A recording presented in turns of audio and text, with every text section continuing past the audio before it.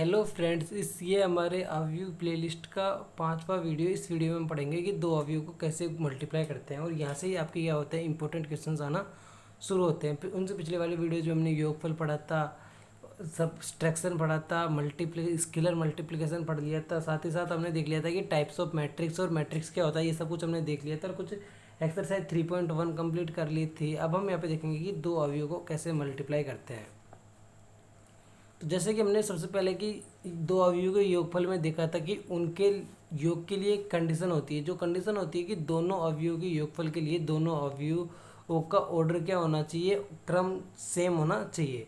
इसी तरीके से हमारे पास दो अवयव है, ए अवयव है और एक अवयव बी है। इन दोनों के मल्टीप्लिकेशन के लिए भी हमारे पास कुछ नियम होते हैं, कुछ प्री डिफाइंड रूल्स हैं, उनको हमें फॉलो करना है। तो हम क्या करेंगे कि दो अवयव को मल्टीप्लाई कर सकते हैं। उस केस में नहीं, हमारे पास दो अवयव का गुणनफल हमेशा वैलिड नहीं होता है।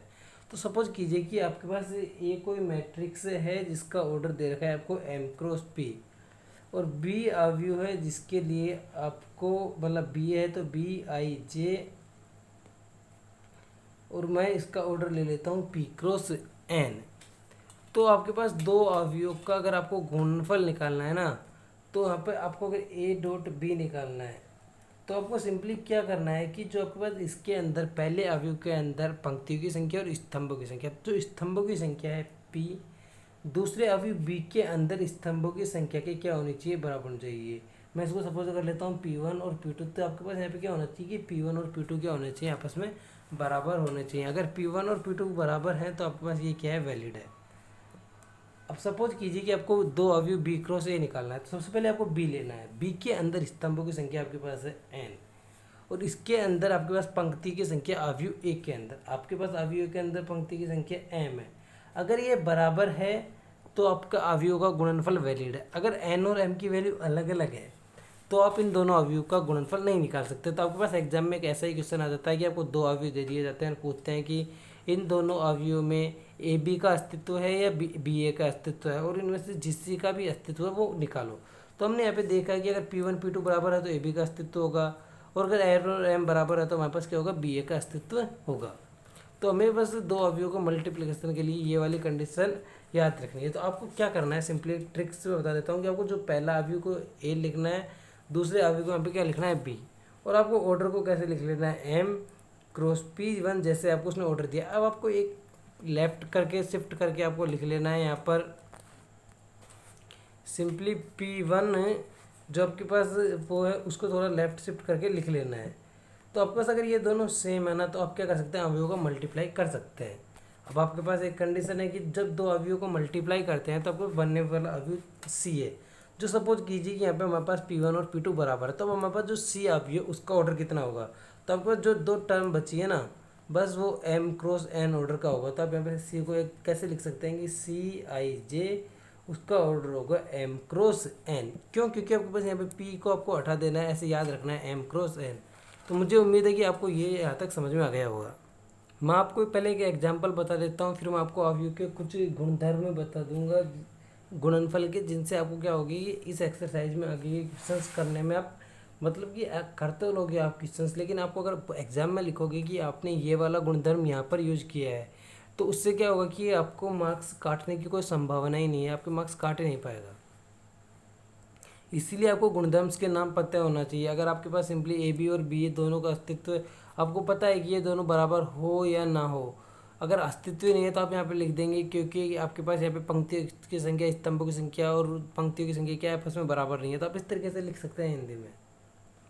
तो ये क्वेश्चन आपकी ही बुक राजस्थान बोर्ड की RBSE का एग्जाम्पल नंबर 7, और इस क्वेश्चन में आपको दे रखा है कि आपको केवल ए मैट्रिक्स ऐसे दिया होगा, आपको यहाँ पे इसका ऑर्डर भी नहीं दिया होगा, बी मैट्रिक्स का वो ऑर्डर भी नहीं दिया हुआ है। यहाँ पर जो मैं यहाँ पे लिख देता हूँ वो आपको यहाँ पे दिया हुआ नहीं है। तो आप पूछ रहा है कि चेक करो कि आपके पास ए बी का अस्तित्व है या बी ए का अस्तित्व है, दोनों का अस्तित्व है। और फिर बोला है कि जिनका भी अस्तित्व सबको आपको क्या करना है, फाउंड आउट करना है। तो सबसे पहले आप क्या करोगे कि ए अवयव का आपके पास जो क्या निकालना है, आपको ऑर्डर निकालना है। तो मैं यहाँ पे सिंपली इसको लिख देता हूँ ए आई जे, और आपको ऑर्डर कितना है, इसके अंदर पंक्तियों की संख्या कितनी है, 1 और 2, स्तंभों की संख्या कितनी है, 1 2 और 3। तो आपको लिख लेना है 2 क्रॉस 3 रो और कॉलम।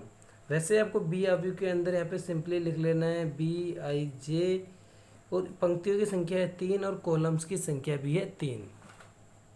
बस आपको चेक करना है। अब आपको मल्टीप्लाई निकालना है, A मल्टीप्लाई बाई बी। आपको A को लिखना है ऊपर। चेक करने के लिए आपको ऐसा कुछ एग्जाम्स के लिए कॉपी में लिखने की ज़रूरत नहीं है। आप यहाँ पे सिंपली A के लिए मैंने एक तरीका बताया आपको पता करने के लिए, आप भूल जाते हैं तो। और B के अंदर आप क्या करना है, इसको थोड़ा सा लेफ्ट में राइट में शिफ्ट करके लिख लेना है। अगर आपके पास ये दोनों सेम है तो आप कह सकते हैं कि इसका अस्तित्व है। और जो आपके पास C अवयव होगा दोनों का मल्टीप्लाई, उसका ऑर्डर होगा 2, उसके अंदर पंक्तियों की संख्या होगी, और 3 उसके अंदर स्तंभों की संख्या होगी। ठीक है, अब हम यहाँ पर चेक कर लेते हैं B और A। तो B के लिए आपके पास 3 × 3 है, और A के लिए आपको क्या कर लेना है, शिफ्ट कर लेना है। अब आप देखोगे कि यहाँ पर ये आपस में दोनों क्या है, समान नहीं है। तो यहाँ पे B.A है जो इसका क्या है, अस्तित्व ही नहीं है। तो बस अब आपको क्या निकालना है, A मल्टीप्लाई बाई B निकालना है। B मल्टीप्लाई बाई A का अस्तित्व ही नहीं है। तो आपके पास अगर ये क्वेश्चन 3 नंबर का आता है ना, तो 1 नंबर तो आपका यहीं से पक्का हो गया कि AB का अस्तित्व है, BA का नहीं है। आप कैसे लिखोगे, आप अपनी हिंदी में लिख सकते हैं कि इसके अंदर स्तंभों की संख्या पंक्तियों की संख्या के बराबर होनी चाहिए थी, जो यहाँ पर A मल्टीप्लाई बाई B वाले केस में संतुष्ट करती है, जबकि B मल्टीप्लाई बाई A वाले केस में संतुष्ट नहीं करती है। आपको इसको क्या करना है, थोड़े से 1-2 क्वेश्चंस पे प्रैक्टिस कर लेनी है लिखने की, बाकी क्वेश्चंस पे करने की ज़रूरत नहीं, और एग्जाम टाइम्स में लिख देना है। तो हमें पता चल चुका है कि A मल्टीप्लाई बाई B है। तो मैं यहाँ पर लिख देता हूँ कि आपको C अवयव निकालना है, जिसका आंसर आने वाला है A मल्टीप्लाई बाई B 103, और B अवयव 6 - 7 0 -1 2 एंड 5 1 0 एंड 3। अब आपको ज़्यादातर बच्चों को कन्फ्यूजन यही होता है कि इसको करना कैसे है, इसीलिए मैं आपको एक ट्रिक बताता हूँ। ट्रिक क्या है, आप इसको क्या करना है, आपको 7 बनाने हैं। ठीक है, कैसे, देखो आपको इधर से चालू करना है। 7 के लिए आपको इसको पूरी रो ले लेनी है। इसके लिए पहले कॉलम को ले लेना है। पहली रो है, इसकी पहला कॉलम है, तो आपके पास यहाँ पे अवयव भी कौन सा आएगा, पहला। तो आपको क्या करना है, इसको इससे आपस में मल्टीप्लाई करना है, 4 मल्टीप्लाई बाई 6। फिर आपको लगाना है प्लस, और कुछ लगाने की ज़रूरत नहीं है। 2 मल्टीप्लाई बाई -1। फिर आपको वापस लगाना है प्लस -5 मल्टीप्लाई बाई 1। आपको ऐसे क्या करना है, 7 बनाना है। अब आपको वापस 7 बनाना है, लेकिन दूसरे वाले के साथ। फर्स्ट पंक्ति है, जबकि इसका सेकंड कॉलम है। A1 2 C1 2 लिख सकते हैं। तो आप इसको क्या बोलोगे कि 4 multiply by 7 plus 2 multiply by 2 plus -5 multiply by 0। इसी तरीके से आपको ये वाला निकालना है। इसके लिए आपको ऐसे निकालना है, थर्ड वाले के लिए। तो यहाँ पे कोमा वोमा लगाने की ज़रूरत नहीं है, थोड़ा सा स्पेस ही छोड़ दिया करो।